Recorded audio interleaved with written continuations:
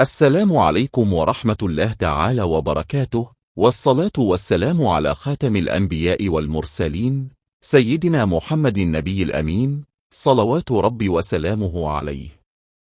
أما بعد، يستعد المنتخب المغربي للناشئين لخوض مواجهة قوية ومثيرة أمام منتخب البرازيل في إطار ربع نهائي كأس العالم تحت 17 سنة المقامة بدولة قطر، في مباراة ينتظرها الجمهور المغربي بشغف كبير نظرا لقيمة المنافس ورغبة الأشبال في مواصلة التألق وكتابة التاريخ في هذه النسخة المميزة من المونديال.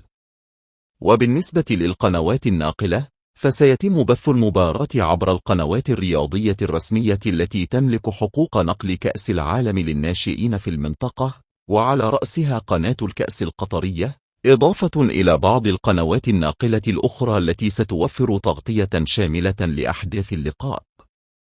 أما يوم المباراة وتوقيتها، فستجرى المواجهة يوم الجمعة 21 من نوفمبر 2025، وذلك في تمام 4:45 بتوقيت المغرب، 6:45 بتوقيت الدوحة.